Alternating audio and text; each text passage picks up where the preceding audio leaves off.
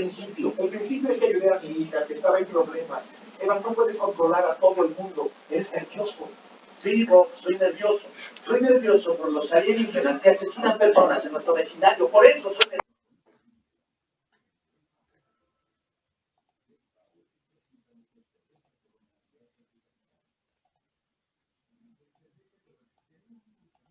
Ya. ¿Se ve la presentación? Sí, profe. Ya, perfecto. Ya, lo que ven ustedes ahí es un esquema bastante simple de cómo opera el mercado eléctrico, pero que probablemente en un año más esto va a cambiar y lo vamos a estar hablando de forma diferente. En el mercado eléctrico hablamos de que existen regulatoriamente tres sectores. El segmento de la generación, donde se produce la energía, básicamente, y la potencia. El segmento de la transmisión, que saca la energía de los grandes focos de generación y los llama a los puntos de consumo. Y el segmento de la distribución, que es ya dentro de las ciudades agarrar los niveles, los niveles de los volúmenes de energía y potencia y con bajarlos de nivel de tensión y llevarlos hasta las casas. ¿Okay? Entonces, por eso ahí se ven los tres segmentos. ¿Ok? Es muy interesante entender que de los tres segmentos, el único segmento que se entiende como competitivo es el mercado de la generación. O sea, los generadores son los únicos que compiten entre ellos por venderse energía, por vender energía a los clientes. El mercado de la transmisión y el mercado de la distribución son monopólicos. Y aparte son monopólicos naturales. El monopolio natural es una característica general, económica, que se da en los mercados bastante masivos donde se demuestra que técnica y económicamente lo más eficiente es que exista una única empresa. ¿Ok? ¿Qué es lo que ustedes ven acá en Santiago? O sea, si ustedes le quieren comprar, el único que distribuye energía eléctrica acá en Santiago es Enel Distribución. Y no hay otro. Ustedes no tienen dos empalmes en sus casas. Como tampoco tienen dos llaves de agua para elegir a quién le compran agua, ¿no es cierto? ¿Por qué? Porque no sería eficiente tener muchos postes y ¿cómo se llama? Y transformadores compitiendo por hacerte llegar la energía o muchas cañerías de agua por hacerte llegar el agua. No tiene sentido. Entonces, lo que se hace cuando se entiende que hay un monopolio natural, que es conveniente que existe ese monopolio natural, como no existen los precios porque no hay competencia, lo que se hace es que se regula. Los monopolios naturales se regulan los precios. Y cuando existe un monopolio natural y existe la regulación, el precio deja de ser precio y se llama tarifa. El precio es un equivalente de una condición de mercado competitivo. El precio del pan. ¿Ok? El precio de la Coca-Cola. Si no me gusta el local donde compro esta Coca-Cola, voy y la compro a otra Coca-Cola. A donde vendan, ¿cachai? Si no me gusta donde compro pan acá, voy a otra panadería. Es el precio del pan. Pero no es el precio de la energía, o no es el precio del agua de mi casa, es la tarifa del agua. Profe, Porque no existe un mercado, ¿sí? ¿me da para grabar, moderador?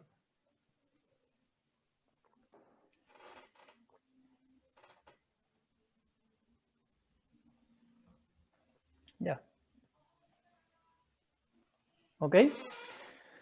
Entonces, el mercado de la transmisión y el mercado de la distribución funcionan como monopolios naturales y lo que nosotros y todos los usuarios pagan de esos segmentos son tarifas. Tarifas reguladas que la regula el regulador. ¿Quién es el regulador? Bueno, en Chile es la Comisión Nacional de Energía, es una entidad técnica que depende del Ministerio de Energía. Cada país tiene su forma diferente de regular, pero en general el regulador se aloja en una entidad del gobierno, en algún ministerio, independiente por lo general, en una entidad técnica del gobierno. En el mercado de la generación es otro show. En el mercado de la generación es un mercado competitivo que se va dando por señales de precio y se va dando por tecnología. ¿Eso qué quiere decir, digamos? O sea, en los años 70, los años 80, cuando el mercado se empezó a desarrollar, después de la Unidad Popular y después del golpe de Estado, cuando el país empezó a tomar un rumbo económico un poco más claro, lo que hizo se empezaron a desarrollar centrales hidráulicas de grandes volúmenes. ¿Por qué? Porque en ese momento de tiempo era lo más conveniente, digamos, era la tecnología más conveniente. Después pasamos a centrales de carbón, después estamos a centrales de gas, y hoy estamos en centrales solares, y en el futuro se vienen las centrales solares con batería.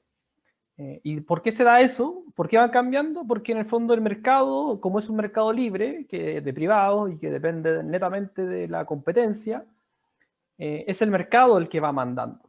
Es el mercado el que va solicitando, el mercado somos nosotros, que va solicitando diferentes tipos de energía. Hoy día es impracticable poner una central a carbón. Yo sé, de hecho estamos descarbonizando. ¿Pero por qué? Si las centrales de carbón siguen siendo relativamente la más barata desde el punto de vista de las térmicas. Porque claramente existe una señal, que no necesariamente de precio, que es una señal de mercado, que nadie va a querer comprar energía que se produzca a través de carbón. Entonces, en el mercado de la generación, que es un mercado competitivo, el mercado competitivo va viendo los precios, pero también va viendo las tecnologías y va viendo qué es lo que va pensando el mercado. ¿Ok? Y hoy día tenemos Chile, es un cuarto de la energía que se genera a partir de energías renovables no convencionales, 40% centrales térmicas y el otro 30% que queda centrales hidráulicas de embalse grande.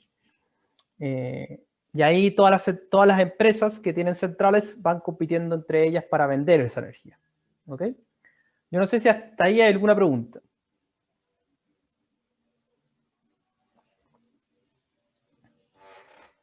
Seguimos entonces.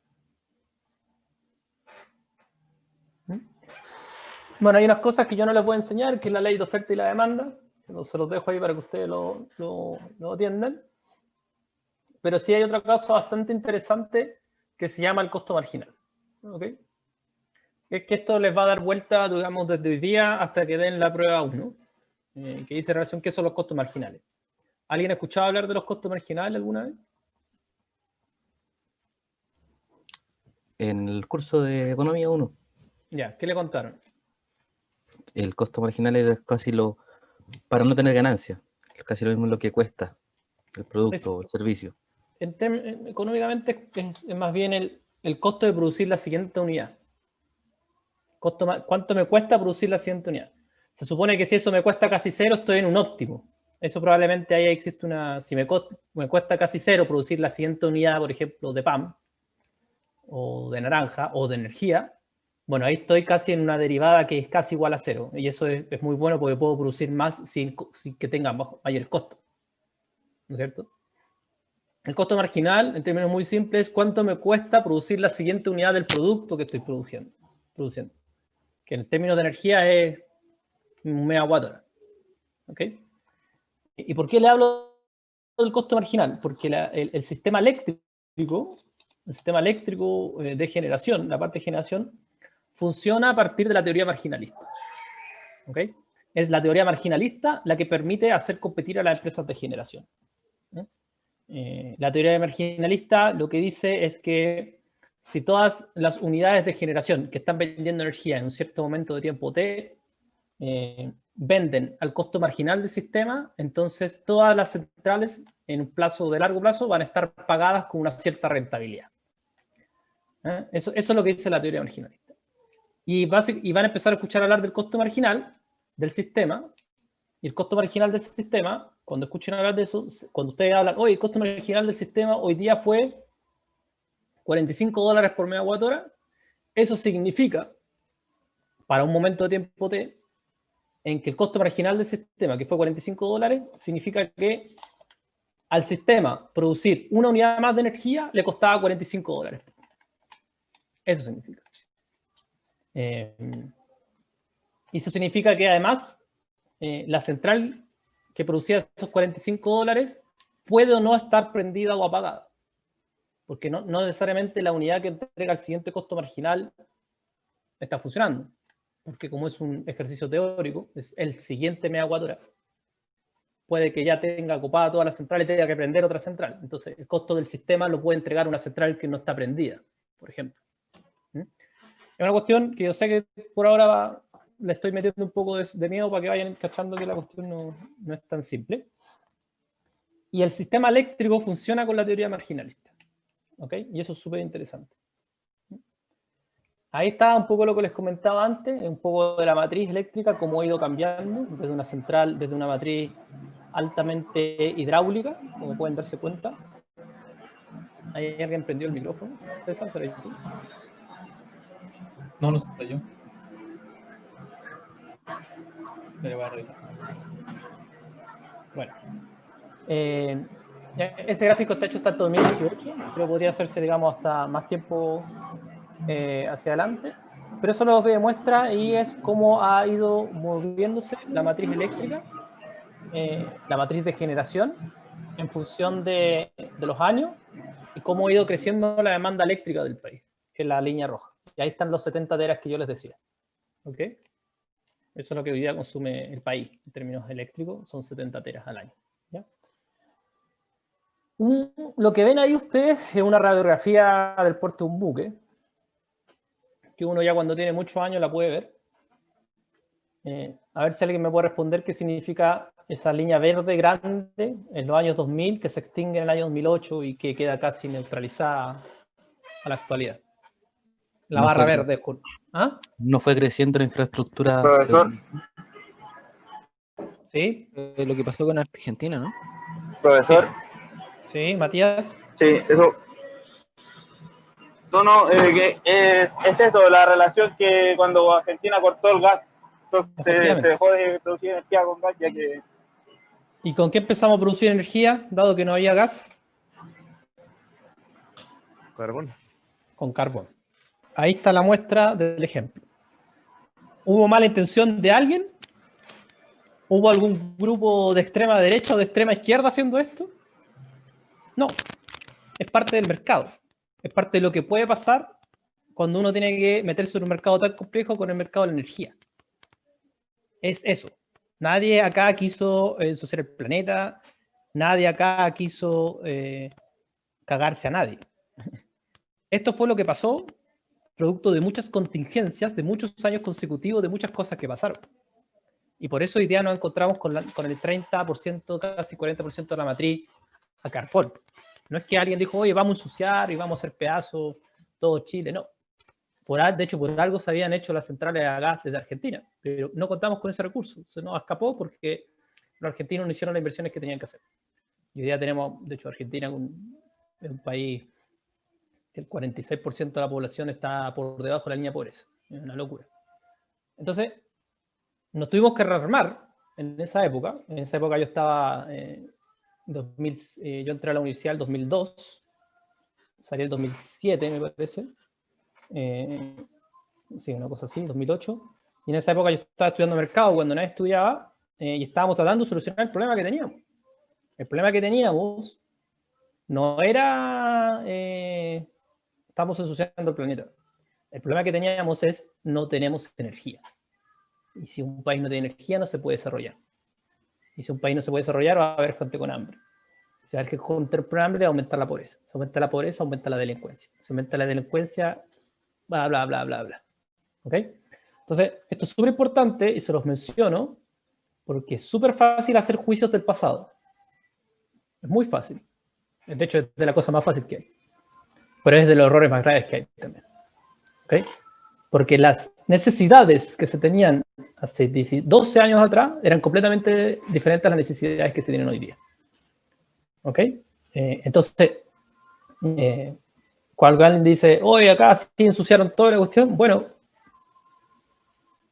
¿alguien sabe cuánta gente murió de hambre en China en la época de los 90? ¿No?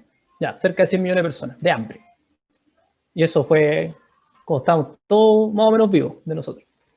Entonces, es muy importante eso, entender eso, porque si no, para el futuro no queda nada. Así de simple. Si no entendemos la historia y sabemos lo que pasó hace bien poquitito, no hay forma de arreglar el futuro. ¿Ok? Y las fuentes térmicas, ustedes se ven ahí, que es el carbón, el gas y el diésel, fueron componentes súper importantes porque eran las fuentes más rápidas de realizar. Una central a carbón uno la hace en 3 años. Una central de gas se hace en 1 año y medio. Entonces eran más fáciles, más rápidas, y la gente seguía creciendo, la gente seguía demandando, las ciudades seguían creciendo. Entonces era la única forma de abastecer esa demanda, que era una locura. Lo que teníamos en esa época, el problema que teníamos, no era un problema de precios, ni un problema de ambiental. Era mucho más básico. Era un problema de infraestructura. no teníamos infraestructura en el país para poder hacer que toda la gente tenga electricidad. Agarren y lean cuánta gente del porcentaje total del país tenía electricidad en la época de los 90. Es un dato que es del menos del 90% del país. Hoy día la electrificación es 99,97% del país. Esa brecha, claro, costó un montón de cosas ambientales, pero probablemente hubiese costado vidas también, si no se tomaban estas medidas. Y ahora lo que viene es súper bueno, es hermoso, maravilloso lo que viene. Se los digo porque yo lo he vivido. En el año 2010, si ustedes miran ahí, hay una pequeña cosita naranja, que es donde apareció la primera central eólica en el país, Canela. Y hoy día, este es el gráfico alto del 2018, pero si ustedes se van al 2020, hoy día el 25% de la matriz eléctrica es solar y eólica. Eso lo hicimos los ingenieros eléctricos en los últimos 10 años. ¿Ok? Así de relevante puede llegar a ser un ingeniero eléctrico cuando tiene claras las cosas. Y eso ha permitido que Chile probablemente en el 2040 sea el primer país en América en ser 100% renovable. ¿Ok? En eso estamos, para que ustedes sepan. No estamos haciendo nada malo. No nos estamos tirando las pelotas a los ingenieros eléctricos que estamos trabajando. Estamos sacando el país adelante, estamos generando empleo, estamos haciendo el mercado más competitivo de América y más limpio. Pero para poder hacerlo limpio, primero tienes que tener una base. Y esa es la base que se creó entre la época de los 90 y hasta el 2010 aproximadamente. ¿Ok? Esa es una radiografía eléctrica, un electrocardiograma eléctrico. Cuando uno sabe mirarlo, eso es lo que me dice. ¿Ok? Ahí están un poquito más desagregados. Abajo el gráfico de torta habla de la generación que hay por centrales, por empresas. Hoy día tenemos concentrado el 60% de las centrales de generación están en 4 empresas, pero si uno se va a la época de los 90 estaba el 100% en 3. Por lo tanto avanzamos, lo importante es siempre avanzar. La descentralización es muy relevante. Y la descentralización no la da otra cosa que no sea el mercado. No se da ni siquiera por cambios constitucionales. Ojo. Se da por liberalizar el mercado, porque permitirlos que todos los que quieren competir tengan las mismas oportunidades por competir. Cuando eso pasa, reduces o desconcentras el 40% del mercado en 15 años, que es lo que se ve ahí. Y generas que el 25% de la matriz sea renovable en 10 años. ¿Okay? Y ahí arriba, el gráfico, el histograma, habla de la potencia instalada que hay por tipo de central. ¿Ok?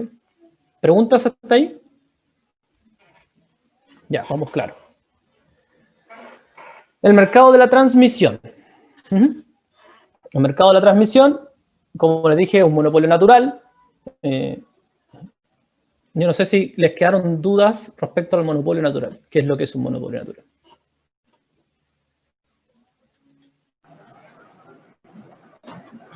¿Lo podría repetir, profesor? A mí se me cortó cuando estaba explicando. Bueno, lo primero es, ¿saben qué es un monopolio? Un mercado que tiene un solo proveedor. Un solo proveedor. Y se entiende como una falla de mercado. ¿Vale? No está bien que existan los monopolios. ¿Ok? ¿Cómo se llama cuando hay un solo comprador?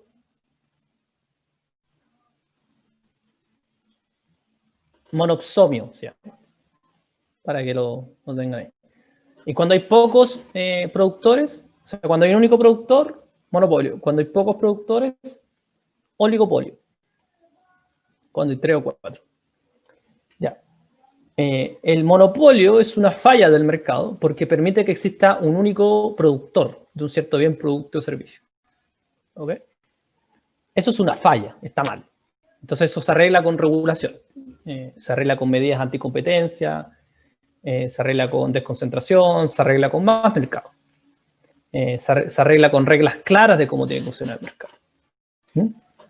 Pero hay un subconjunto de los monopolios que se llaman monopolios naturales, que es que se demuestra matemática y económicamente,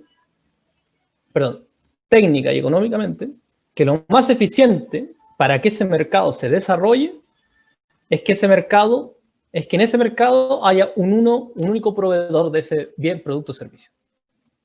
La transmisión y la distribución son de ese tipo de mercado. Anteriormente, en la época de los 90, la telefonía era un mercado que se entendía como monopolio natural. No sé si lo saben por qué. Porque antes no existían los teléfonos celulares, ni el Wi-Fi, ni el wireless, ni una de esas webs. La única forma de conectarte era con cable.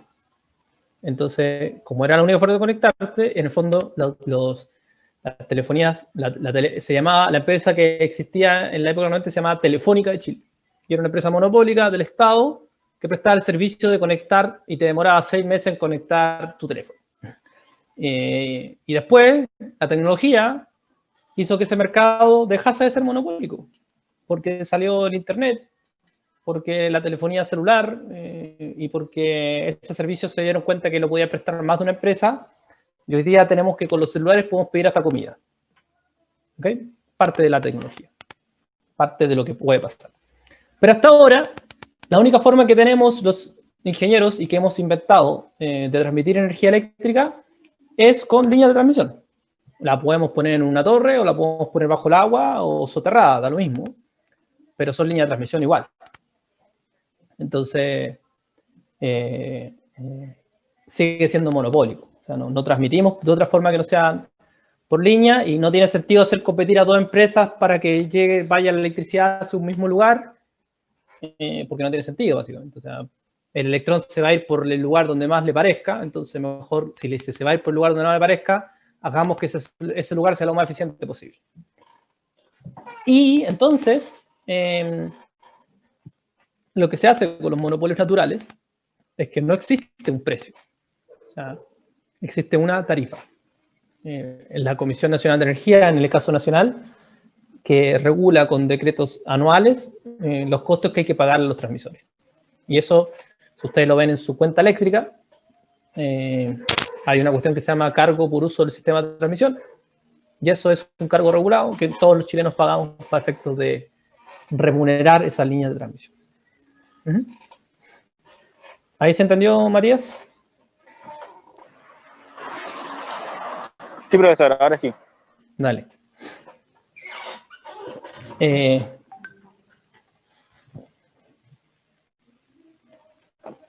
Bueno, la transmisión, la economía que existe detrás de la transmisión se llama economía de escala. Las líneas de transmisión tienen economía de escala. ¿Por qué? Porque si yo construyo una línea de transmisión de 100 megas y pasan 65 megas, ¿tiene algún costo que pasen 67 megas, por ejemplo? ¿Un costo adicional? ¿Hay algún costo adicional porque pasen 2 megas más? No, profesor. No. ¿Ya? No. Si ya está la línea ahí, está invertido. Entonces tiene economía de escala. ¿Qué quiere decir? Mientras más, hasta sus capacidades, digamos, mientras más pueda transmitir, es más económico. ¿Por qué? Porque en el fondo me cuesta lo mismo. Me cuesta lo mismo que por esa línea de transmisión de 100 megas pasen 2 megas o pasen 100. Porque la inversión ya está hecha. Entonces, se habla de que así como en el mercado de la generación existe la teoría marginalista, que es la que regula el mercado, en la transmisión está la economía de escala, que es en la economía que permite regular y tarificar los sistemas de transmisión. Eso ya lo expliqué. El principal transmisor en Chile es Transelec. Es una empresa de un fondo de inversiones canadiense, una parte, y creo que ahora lo compró una parte una empresa china, no me acuerdo bien, para serles sincero. Y la otra mitad de toda la línea de transmisión está dividida en muchas otras empresas. Transelec era una empresa estatal en la época de los 90. Era una empresa que pertenecía a Enel, cuando Enel se llamaba Endesa. Y en la época de 2000, cuando se empezó a hablar de la reforma en el sector, se le obligó a los generadores a que no tengan participación en el sistema de transmisión, porque eso provocaba una distorsión a la competencia. Un poquito de lo que estamos discutiendo hoy día con la ley de distribución. ¿Alguien ha escuchado hablar del acceso abierto? ¿No? ¿Nadie? ¿Tiene que ver con el net billing, profe? No, el acceso abierto es un concepto general que tiene que ver con cualquier economía. En la época de los 90 llegaban inversionistas a Chile, inversionistas en generación a Chile, y querían participar del mercado de la generación. ¿Vale? Pero le preguntaban a la Comisión Nacional de Energía, oye, y si yo quiero participar del mercado de la generación, ¿cómo funciona? Y le decían básicamente lo que yo le acabo de decir, que el mercado de la generación, teoría marginalista, ventas, contratos, etc. Entonces, y le preguntaban, ya, ¿y para conectarme? No, para conectarte tenés que hablar con Transelec, que es la empresa que tiene como el 90% del mercado, y tenéis que hablar con ellos y para llegar a un acuerdo para conectarte. Ah, perfecto. ¿Y de Transelec de quién es? Es de Endesa. ¿Pero Endesa también es generador? Sí. Entonces, el generador extranjero decía, pero me estoy weando. O sea, le tengo que pedir acceso al mercado a mi competencia. ¿Eso es? Sí. Ah, no, ándate la chucha. Mientras no arregle esta cuestión regulatoriamente, yo no voy a entrar en este mercado. Es así. O sea, es como pedirle a Coca-Cola que reparta sus Coca-Colas en los camiones de Pepsi. No tiene sentido. Es lo que se está hablando hoy día en la ley de portabilidad. Las empresas que somos comercializadoras como vamos, aquí decimos, oye, o las que van a tener electromovilidad, le dicen, oye, esta weá no va a funcionar si los distribuidores tienen giro exclusivo. Si no tienen giro exclusivo. Porque yo, como empresa de electromovilidad, por ejemplo, Tesla, si yo me quiero conectar en la red de distribución para poner mis colectivos, ¿con quién tengo que hablar? Con el distribuidor, ¿no es cierto? Para que me conecte. Ya, y el distribuidor también tiene una empresa de auto eléctrico. Entonces, no, pues, o es una o la otra, o el mercado monopólico o el competitivo, pero no puede estar en los dos lados. Entonces, lo que tiende a pasar es que los mercados monopólicos se separan de los mercados competitivos. Se tienen que separar. Si no, el mercado competitivo nunca va a funcionar bien porque va a haber un agente monopólico que va a estar participando en el mercado competitivo. Y por eso es que en la época, al final de los 90, Endesa vendió toda su participación de Transelec. Porque si no, era el principal generador del país y era el principal transmisor del país y esa cuestión no va para ningún lado. En términos económicos no va para ningún lado. Y hoy día estamos discutiendo lo mismo con los distribuidores. O sea, que el distribuidor distribuye energía, pero que no se dedica a eficiencia energética, o a poner paneles solares, o a comercializar, o los autos, que se dedica a lo que se tiene que dedicar, que es distribuir energía. Los otros son mercados competitivos. Y ahí tenéis que dejar que la competencia fluya. Y bueno, hoy día Transelec es dueño de la mitad básicamente de los fierros que hay en el país, pero se han metido en los últimos años un montón de nuevas empresas, lo que es súper positivo para el mercado. Y finalmente tenemos el mercado de la distribución, que es un mercado que está concentrado en 5 grandes empresas, que es CGE, Chilectra, o Enel, mejor dicho, Chilquinta, Saesa y Frontel, pero que en realidad son los 5 grupos económicos, pero en verdad son 33 empresas, me parece, 33, 32 empresas de distribución, y básicamente hay una empresa de distribución por ciudad. Porque la empresa, lo que hace la empresa distribuidora es bajar la energía, los niveles de tensión que vienen por la línea de transmisión y llevarlas a los usuarios de la ciudad. Y el mercado de la distribución tiene una componente bastante simpática que se llama la economía de densidad. Eso quiere decir que la distribución es cada vez más económica en la medida que exista más densidad de clientes. Lo que es lógico. O sea, es mucho más conveniente distribuir energía dentro de una ciudad como Santiago que, por ejemplo, una ciudad o una región como Puerto Montt, donde tienes pueblos por todos lados y tienes que hacer líneas más largas, etc. Eso es bastante interesante. Y dentro de dentro de la ciudad hay dos tipos de clientes. Y esto es súper importante que lo entiendan. Los clientes regulados y los clientes libres. Y la ley de portabilidad dice relación con que cada vez haya más clientes libres. De eso se trata. ¿Ok? ¿De qué se trata todo esto? ¿Cuáles son los clientes regulados y los clientes libres? ¿O cómo se definen? Primero, lo más importante. ¿Alguien ha escuchado hablar de los clientes regulados y los clientes libres? ¿No? Sí. ¿Nadie? Sí. A ver, Luis. El cliente regulado somos nosotros, el usuario común que tiene bajos niveles de potencia, digamos, instalada. Uh-huh. Y nosotros no tenemos derecho a regular las tarifas que se nos cargan, sino que tenemos entes de la zona de distribución que se encargan de ello. Mientras que el cliente libre son aquellos que, por ejemplo, empresas que son de la zona industrial, que pueden negociar las tarifas con las zonas de transmisión y... ¿Con qué relación? Lo único que negocia uno es la energía. La transmisión y la distribución no se negocian porque son monopólicos. Son cargos únicos, es tarifa. Es tarifa. Pero es súper buena tu explicación. El cliente regulado no puede negociar nada de su tarifa. El cliente libre puede negociar los cargos que no están regulados. Energía y potencia. ¿Se entiende? Entonces, el cliente libre lo que hace es comprarle la energía directamente a los generadores. Mientras que el cliente regulado se la compra al distribuidor para que el distribuidor la compre por él. ¿Se entendió? Ajá. Ya. ¿Podría repetirlo, profe? Sí, de todas maneras. Sí, obviamente. Pero esto es súper importante porque cada vez va a haber más clientes libres en el país. El cliente regulado son todos los clientes que no pueden elegir su proveedor de energía. Me voy a rebobinar.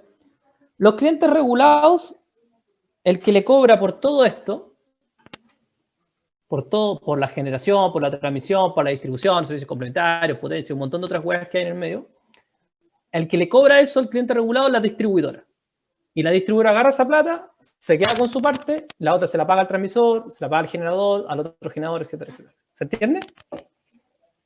¿Esa parte se entendió? Yo sí, al menos, profesor. Ya, perfecto. O sea, el cliente regulado le paga su cuenta al distribuidor para que el distribuidor le pague a todos los otros agentes. Se queda con su parte, le paga al transmisor y le paga al generador y algún otro que ande en el medio, que hay otros mercados. El cliente libre elige quién le compra energía. Entonces le paga al distribuidor su parte y le paga al generador la energía a un precio establecido que firmaron ellos en un acuerdo privado. Es lo mismo que los teléfonos. Dicho de otra manera. ¿Se entendió ahí o no?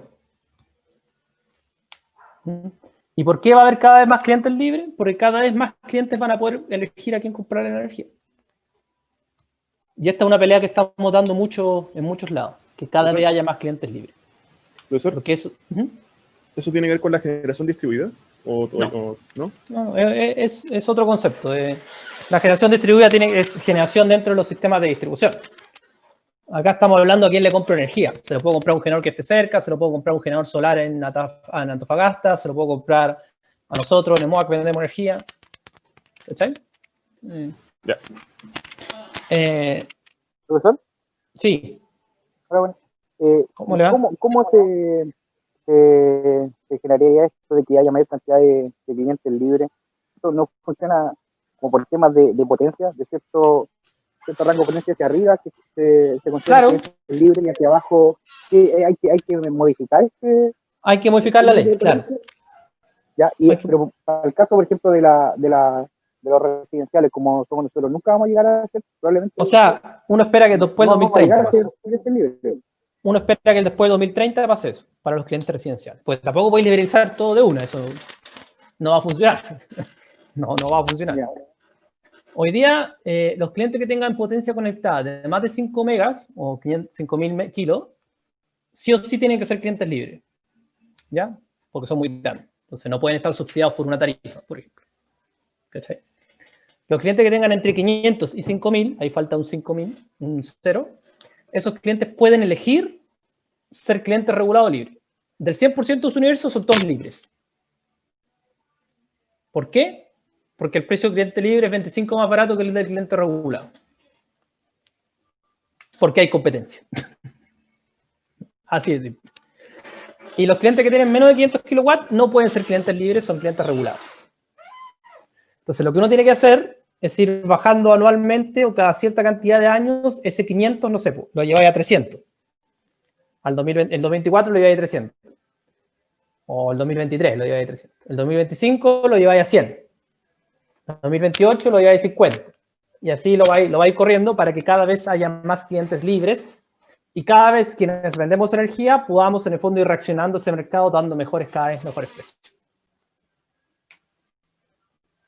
¿Se entendió? Sí, profesor, de todas formas tengo una consulta. Consúltenos.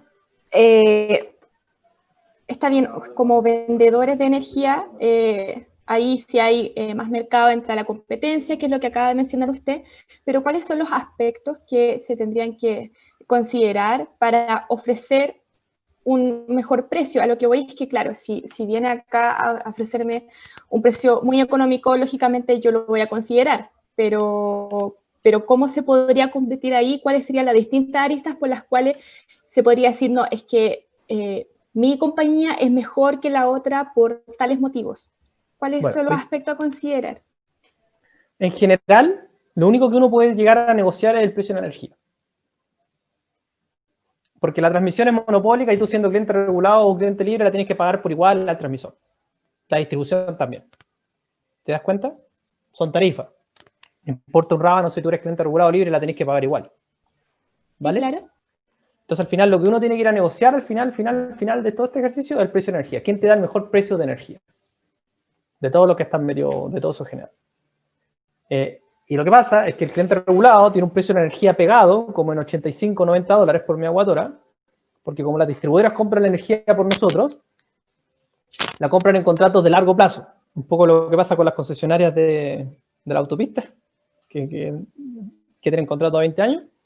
Entonces las distribuidoras tienen contrato con los generadores como por 15, 20 años, a 80, 90 dólares, y los que estamos, digamos, fuera de esos contratos, que somos generadores como nosotros, que somos generadores renovables, medianos, podemos vender esa energía a 50 dólares por megawatt hora.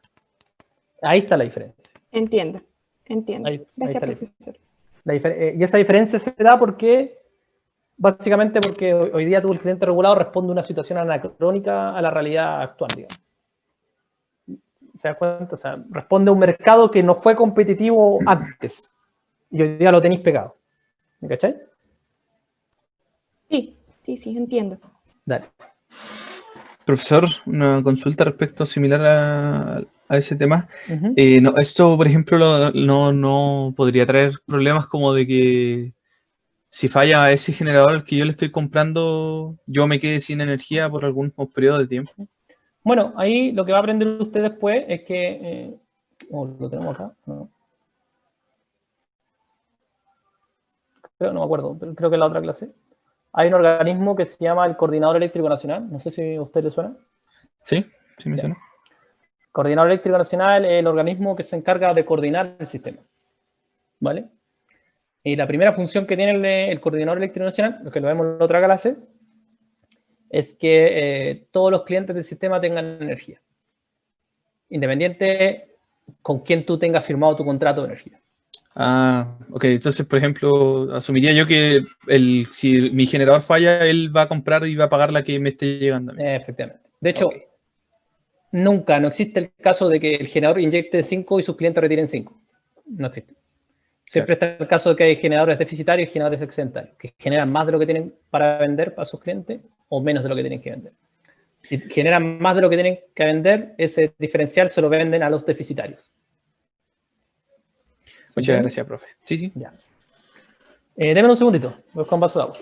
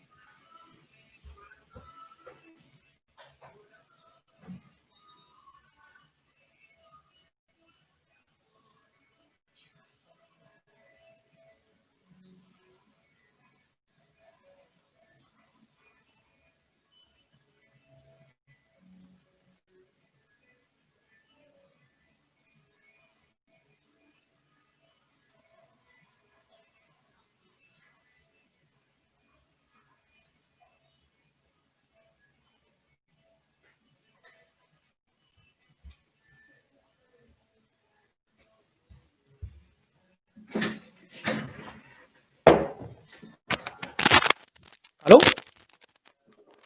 ¿Se escucha? Sí, sí. Acá estamos, profesor. Ya. Eso que ven ahí ustedes es otra manera de mostrar esto. Es otra manera de mostrar eso. Un poquito ya más técnica. Deme 2 segunditos.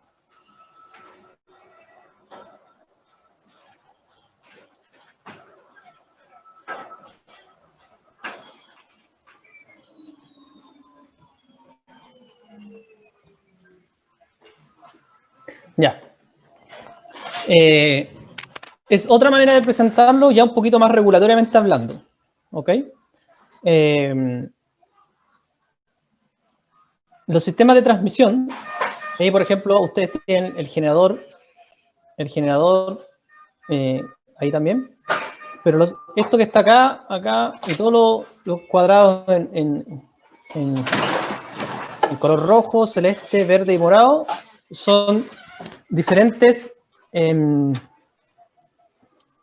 definiciones de sistemas de transmisión, definiciones regulatorias. Un sistema de transmisión es lo mismo, pero dentro de la ley se especifican 5 tipos diferentes de sistemas de transmisión. El sistema de transmisión dedicado, el sistema de transmisión nacional, el sistema de transmisión zonal, el sistema para polos de desarrollo y el sistema de transmisión de interconexión internacional. O sea, la ley dice, el sistema de transmisión es esto, pero dentro de eso vamos a definir 5 subgrupos. ¿Ok? Que tienen diferentes utilizaciones. Por ejemplo, el sistema de transmisión dedicado sirve solamente para sacar la energía de las centrales y llevarla al sistema de transmisión nacional, o sacar la energía del sistema de transmisión nacional y llevarlo a mineras, por ejemplo. ¿Ok? Pero no se preocupen por eso ahora porque es parte de la segunda prueba. Lo que le quiero decir es que una cuestión es lo que uno ve en lo general, pero después la ley va haciendo subdivisiones regulatorias que es importante que a mí dejarlas un poquito claras desde ya. Bueno, ahí la demanda eléctrica, ustedes saben que la electricidad no es una energía primaria, es una energía secundaria porque tiene una transformación de por medio. ¿Ok? Entonces ahí, por ejemplo, lo que ustedes ven acá, por ejemplo, que el sector industrial en el país, el 24% de la energía que ellos ocupan es electricidad. La minería, la mitad. El comercio público, la mitad también. El residencial, el 24% de la energía que ustedes consumen en sus casas es electricidad. Transporte el 1%, pero eso está cambiando notablemente. O sea, ese gráfico que habla de que el transporte en 1% solamente, del 100% de la energía que se ocupa en el transporte, el 1% solamente es eléctrico,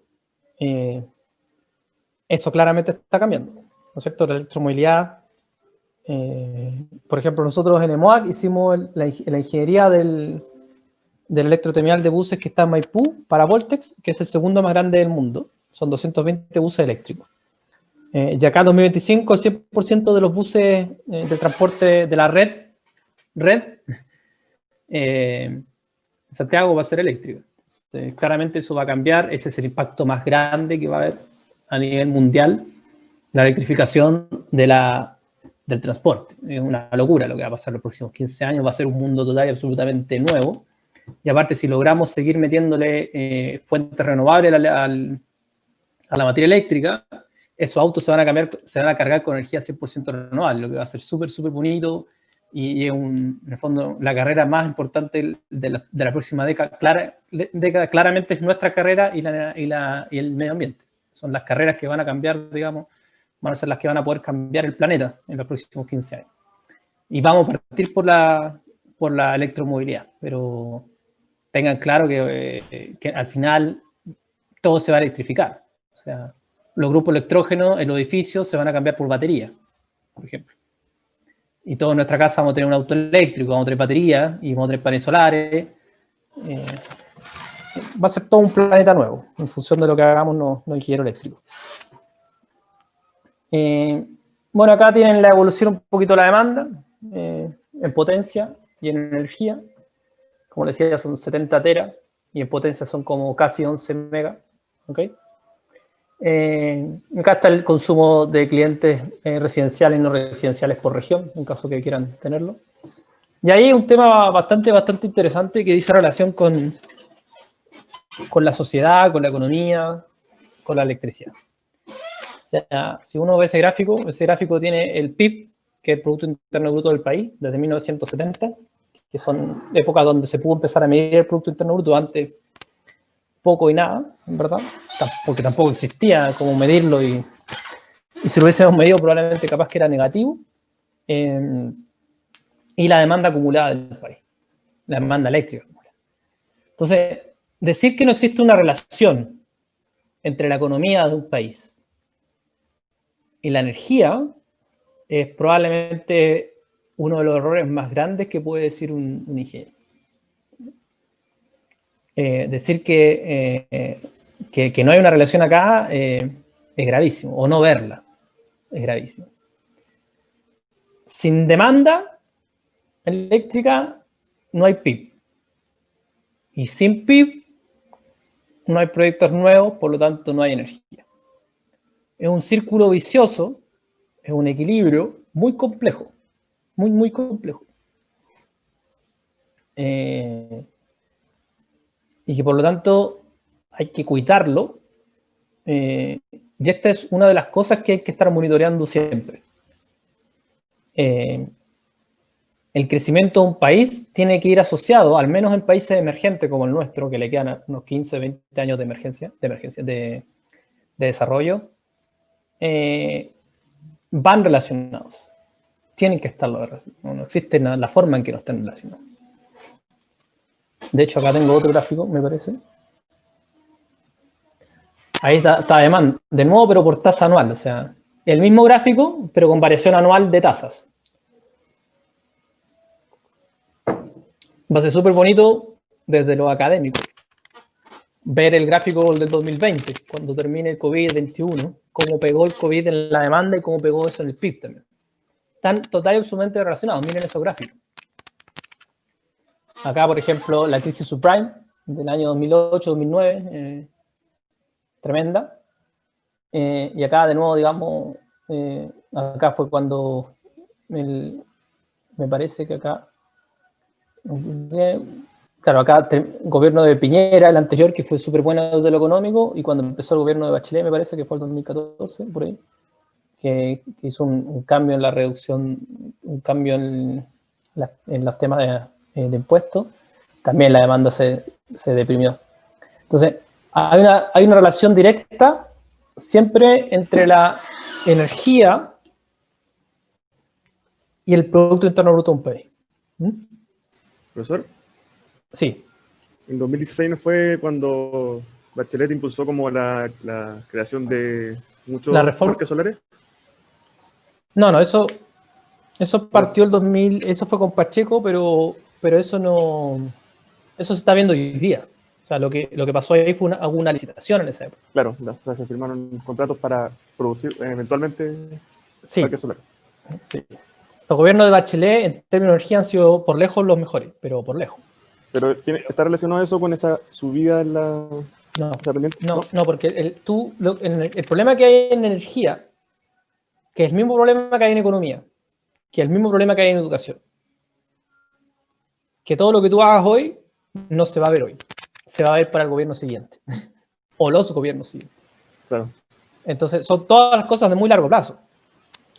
Pero uno que sabe entiende que, por ejemplo, diría que los clientes libres puedan ser clientes libres y tengan reducción de precio, es porque Bachelet en el año 2015 mejoró o perfeccionó la ley de las licitaciones. Creo que ese año, o 2016, se firmaron contratos por los precios más bajos de las tarifas más bajas. Pero eso parte en el 2021 y el 2025. Claro, pero ahora tenemos una deuda con... Pero hay una deuda, bueno, ahí eso conversamos después. Entonces, lo que quiero yo que se entienda acá... Profesor, Matías. profesor, una pregunta. Entonces, la baja ahí en el gobierno de Bachelet es producto del gobierno de Piñera, No. ¿o no? No, porque Como lo que usted pasó dice ahí... que está hablando que a largo plazo se ven como los resultados. Sí, pero no confunda, son cosas diferentes, porque ese dato es del año. la pregunta que me hizo creo que Luis es una cuestión que se hizo en un año, pero que repercute 10 años después, 8 años después, que son contratos. La energía está relacionada con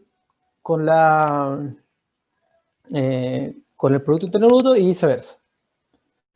¿Qué pasa? En el año 2008-2009, si ustedes revisan la historia, la crisis subprime de Estados Unidos quedó la embarrada y todos los proyectos se cancelaron, entonces bajó la demanda.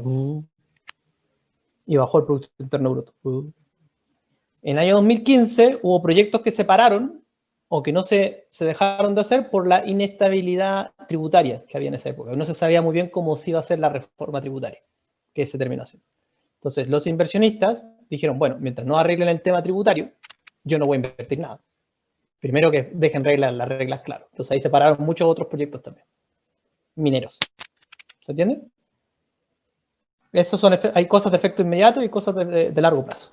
¿Ok? Profe, Luis. entonces en relación con eso, con el tema de la Constitución, igual va a haber una baja el 2021 y 2022. O sea, ¿usted no vio la bolsa de comercio cómo está? Creo que está bajando todo. La bolsa de comercio está a 3.500 puntos. Y a principio, en septiembre del año pasado, estaban 5.000 puntos. O sea, más allá del retiro del 10% y todo eso, ya las pensiones están en el piso. Creo que también está relacionado con el aumento del dólar, que hay algún dinero que le digamos a la generadora. Pero el aumento del dólar, ¿por qué? Claro, está relacionado también con todo este asunto. Ya, pero con el periodo del estallido social que con esta medida que hizo Piñera de congelar los precios, las tarifas eléctricas, creo que hubo un problema ahí. Ya, pero ese es otro tema. Estamos hablando de una cuestión mucho más general, que es economía y energía. ¿Ok? Lo que usted está hablando de una tarifa residenciales que se congelaran, que se llama PEC. ¿Mm?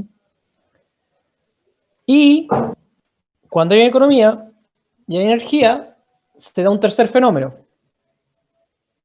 que se llama desarrollo social. Si no hay energía y no hay economía, no existe el desarrollo social. Por más que en la Constitución se escriba que todos tenemos derecho a tener pulseras de oro. Si no hay energía y no hay economía, no hay desarrollo social. Por eso lo primero que se tiene que procurar es que exista economía y energía.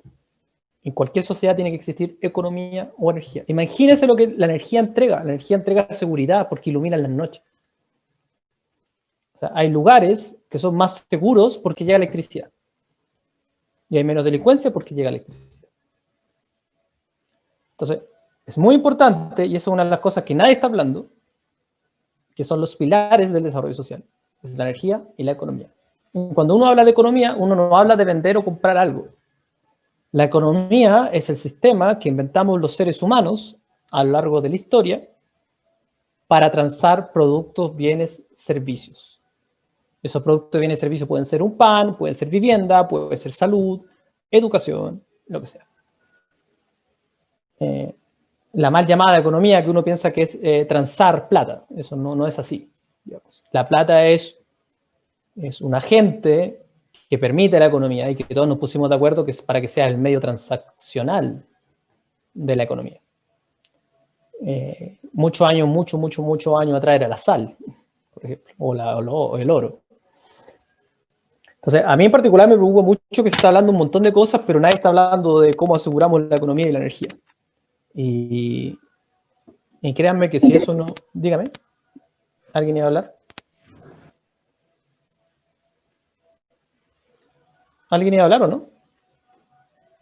No. Entonces, si no se asegura el desarrollo o el crecimiento del IPC, del Producto Interno Bruto, el desarrollo de los proyectos energéticos, si no se le da seriedad a esa parte, bueno, ya sabemos cómo podemos terminar. O sea, es cuestión de mirar para el lado.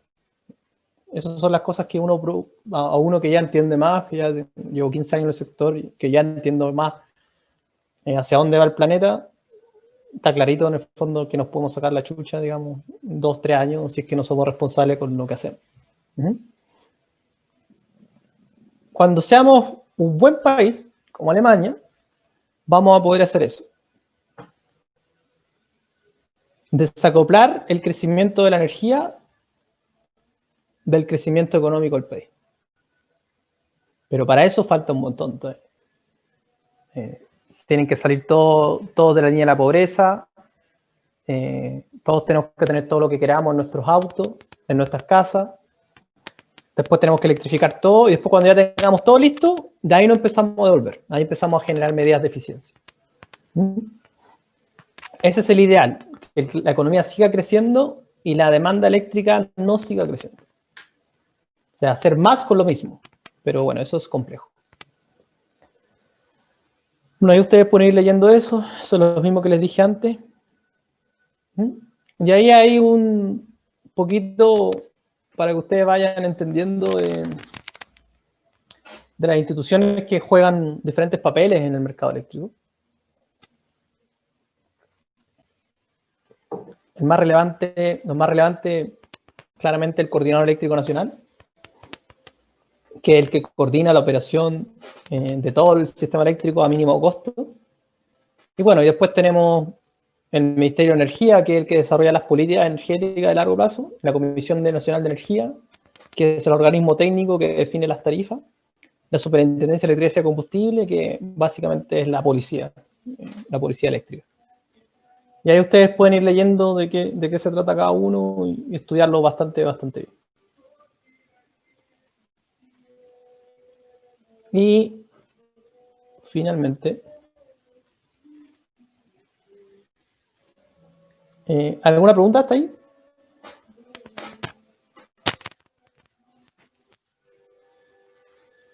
¿No? Ya. Y finalmente un concepto que se acuña mucho hasta en la educación, que dice relación con el servicio público.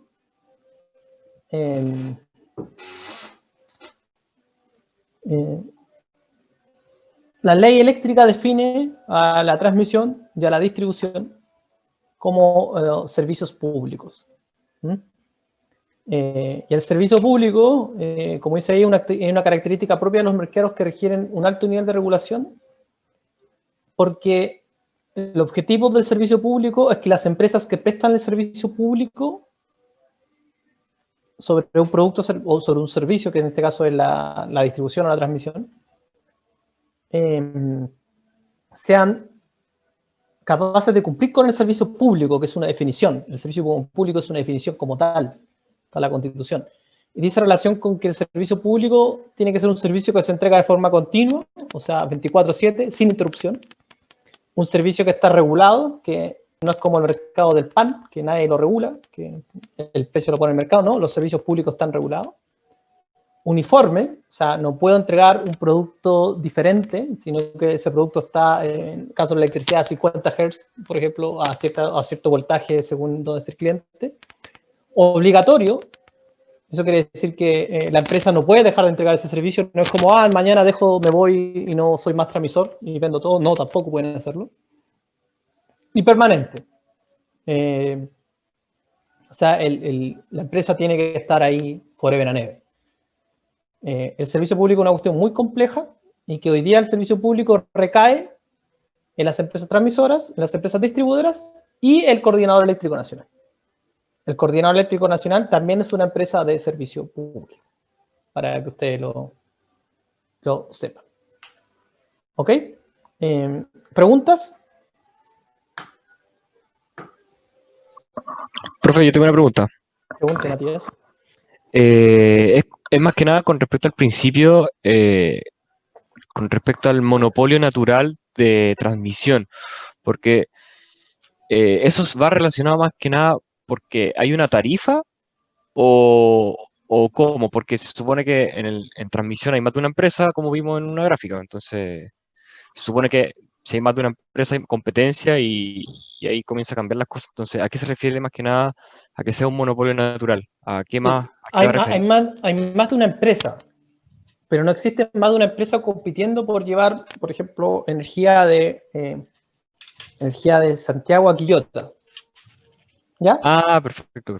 Pero sí puede haber otra empresa transmisora que lleve energía de Quillota o de Santiago, mejor dicho, a Rancagua. ¿Me cachai? Entonces, como un monopolio natural sectorizado en el fondo. Es el sistema de transmisión es un monopolio. Ya.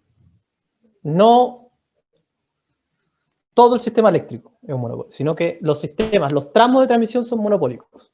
Ya, perfecto. Perfecto. Muchas gracias. Dale. ¿Estamos? Para mostrarle un poquito hoy día qué es lo que tienen que ir leyendo. Pues bien.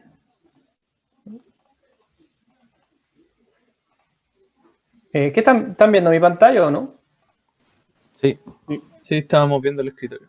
Ahora Ya. estamos viendo el internet. Ya, importante, el diario financiero. ¿Mm?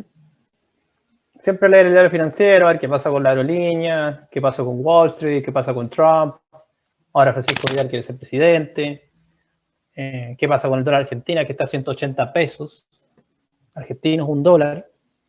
Cuando yo viví en Argentina en el año 2000, era $2 pesos argentinos, $1. Hoy día son 180 pesos argentinos, $1. Eso es lo que hace... Eso es lo que puede hacer un gobierno o un país que no fija bien sus bases económicas. Y ahora en 2 años más se viene la migración de los argentinos. En 2 años más. ¿Ustedes sabían que hay 1 millón de venezolanos que van a llegar al año 2021 a Chile? No sé si alguien sabía eso. ¿Mm? Eso es lo que puede provocar un mal manejo económico. Que 40 millones de venezolanos, 15 se vayan del país. Y ahora se viene lo que va a pasar con Argentina. Que en 2 años más van a empezar a salir del país. Y van a llegar acá. Por ejemplo, ahí habla de Enel. Enel está tratando de fusionar empresas. Hay una cuestión ahí media rara con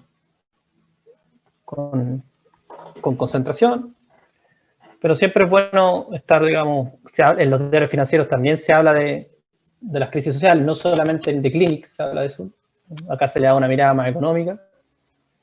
Y ustedes pueden acá, la idea es que se vean esto todos los días. Después está en mercado, pueden ver lo que quieran, digo. Importante saber lo que pasa con la aerolínea. Ese es el diario financiero. El otro es Revista Electricidad, que se llama Portal Electricidad.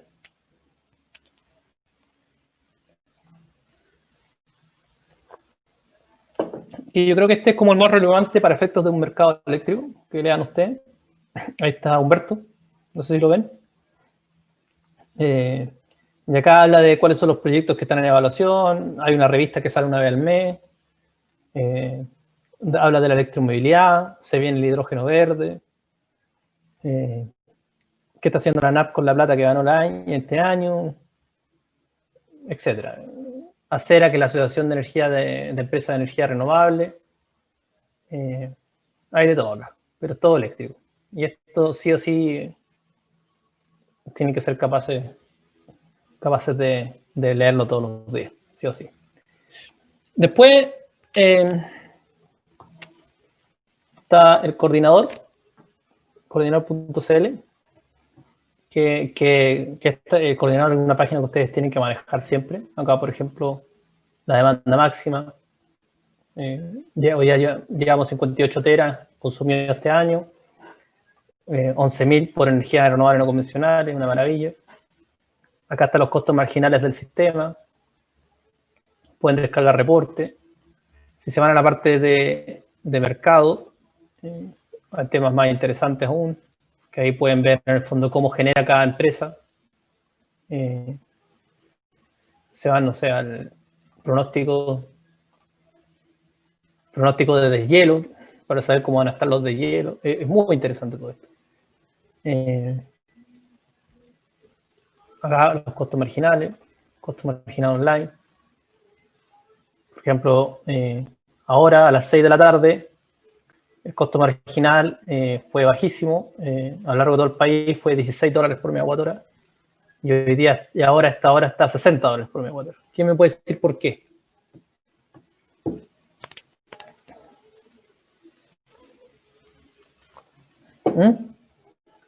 ¿A nadie se le ocurre por qué a las 6 de la tarde el costo marginal es $15 y a las 9.60? Se empieza a consumir más. La energía solar. Claro. Deja de producir con energía solar y se va de noche y probablemente hay poco viento también. Y por lo tanto la próxima central que tienes que prender, o sea, la última central que entró a generar es una central de gas. Entonces estamos marginando con la central de gas.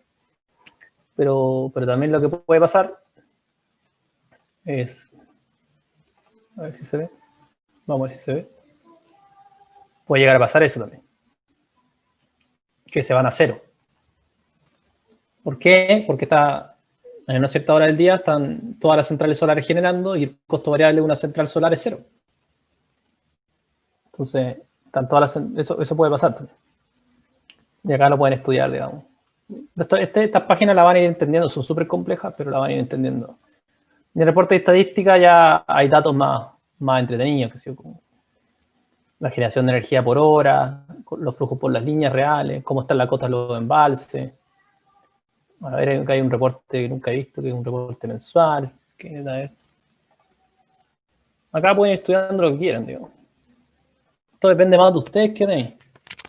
Miren, acá hay el reporte de octubre. Miren, yo ni sabía que existía esto. Energía generada en el CEN, Sistema Eléctrico Nacional, durante septiembre fue de 6.000 gigas, 6 teras, siendo aumentó un 8% que el mes anterior. Acá están cómo se generó, una maravilla, los costos marginales, la energía generada por mes, costos marginales, los costos marginales medios por ubicación, los precios de los combustibles. La verdad, una maravilla de reporte, no lo había visto nunca. Ahí ustedes pueden ver lo que quieran, digamos. Esto depende de ustedes, no depende de mí.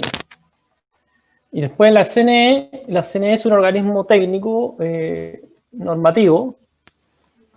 Pues después cuando aprendan a ver la CNE se van a meter probablemente a tarificación, electricidad. Y acá está el precio nuevo de corto plazo, los precios nuevos promedios, cuánto se le paga a la distribuidora, cuánto se le paga a los transmisores, cuál es la previsión de demanda, los cargos de transmisión, cargo por servicio público. Acá esto lo van a empezar a ocupar un poquito más después. Y lo bueno que, por ejemplo, la Comisión Nacional de Energía, uno se puede meter a estadística, y en estadística es bastante, por ejemplo, bastante simple. Va a descargar, por ejemplo, la capacidad instalada en generación.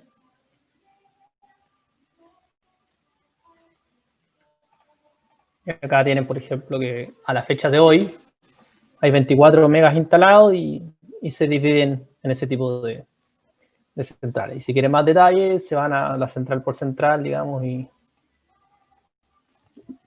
dónde quieren la central, en qué región está, en qué comuna está, qué tipo de central es, cuál es la potencia que tienen. Lo mismo lo pueden hacer con la transmisión, pueden ver los precios, etcétera, etcétera.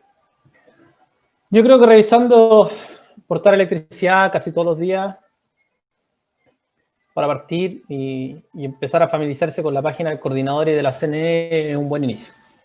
Al final del curso ya debiesen ser capaces de tener esto como su rutina diaria. O sea, si alguien quiere ser un buen ingeniero proyectado en la parte de mercados, trabajar en la parte de mercados bien seriamente, sí o sí tiene que saber mucho de temas, ¿cómo decirlo?, de cultura general del mercado eléctrico, que son todos estos temas que están acá. Si no, no hay forma. Si no, en el fondo uno es un ingeniero especialista en algún tema en particular, pero no mucho más que eso. Así que con eso estamos por hoy, estimados y estimadas. No sé si hay alguna otra pregunta.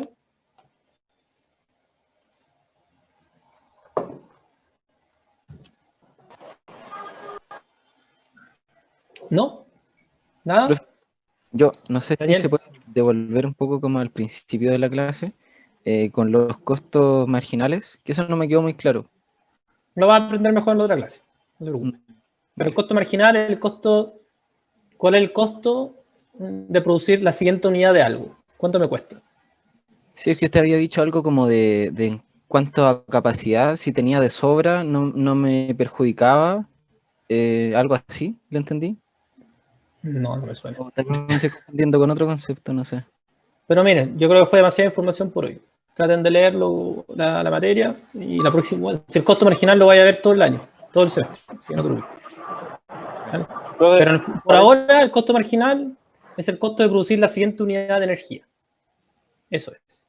Ya, vale. ¿Ya? La pregunta es, ¿quién produce la siguiente unidad de energía? Esa es la pregunta. ¿Qué unidad produce la siguiente unidad de energía? Esa es la pregunta que nos vamos a responder en la siguiente clase. Profesor, Sí. bueno, creo que mi compañero estaba preguntando porque si el sistema, por ejemplo, tiene una capacidad de que a 100 terawatts, si pasaban 60, costaba lo mismo que pasar 2. Ya, pero eso no creo era... que era la, Pero eso eso no creo es que era costo la pregunta. marginal. No, pero creo que a eso se refería. Ah, Claro. ya. Y lo otro que le quería preguntar, profesor, por esta misma que existe mayor capacidad de lo que consumimos y existen cada vez como más competencia en el área de la generación, se va a crear que el costo marginal de las empresas tenga que costar menos y por eso se puede posibilitar que los clientes libres se puedan como expandir debido a que tenéis que consumir menos para ser cliente libre. ¿O me equivoco? No, no entendió nada. No. Pensé. Nada de lo que dijo es correcto. Pero nada. Ah, ya, profesor. Ya. Pero lo voy entendiendo, no se preocupe. Está bien que tenga la inquietud. El cliente libre no consume menos. Lo de los 500 kilos y 5.000 megas es potencia instalada. No es que consuma menos un cliente libre. No. De hecho, los clientes libres son los que más consumen. No me refería a eso, sino que usted nos contaba que va a haber una nueva ley que para que cada vez existan más clientes libres. ¿Sí? Y mi pregunta es que si este se genera, espera que estaba con mascarilla en la calle y no podía hablar bien. Esta se genera ya que al haber más empresas generadoras va a haber una competencia y va a costar menos crear como una unidad de energía. Por lo tanto, el costo marginal va a bajar. O sea, No, el costo marginal depende de la pregunta que le hice ¿quién genera esa siguiente unidad? Eso lo vamos a responder en la siguiente clase y ahí les va a quedar claro. Pero por mientras déjenlo en su cerebro no respondido. Y se lo puedo responder. La pregunta es, ¿quién genera la siguiente unidad de energía? Esa es la pregunta. ¿Vale? Sí, profesor. Ya, pues, nos vemos el otro lunes, a menos que haya alguna otra consulta. Profesor, por favor, me gustaría... Ya. Profe, quería hablar con usted. ¿Qué quiere hablar de Isidora Estuardo? Yo, profe, Luis Díaz. Ya. Pero quería preguntarle en privado si nos podemos quedar unos minutitos. Ya. ¿Alguna otra pregunta? Isidora, no te entendí. Ah, el chat está ardiendo. Sí, hermano, sí, profesor. Si es que lo mismo que mi compañero, es posible que nos quedemos unos momentos que quiero hacer preguntas como le expresaba en el chat.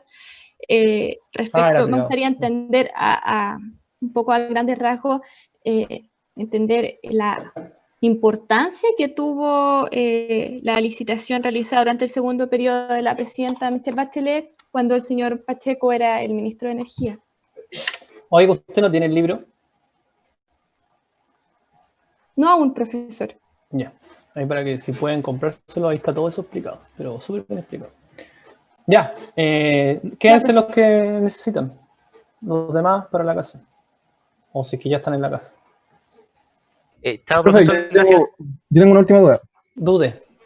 Es que resulta que estaba hablando con unos compañeros que son del área de control. Yo soy del área de potencia y a mí no me aparece un laboratorio el día sábado. Ah, no, ese laboratorio no lo hacemos. Ah, ya, es que esa era mi duda, porque no, a ellos sí les salía y a mí no. No se preocupe, siempre había lío con esa cuestión. Ya, ok, gracias.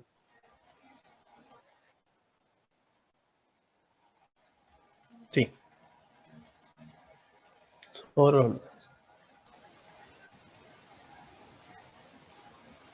Hasta luego, profesor. Chao. Chao, profe. Chao. Profesor.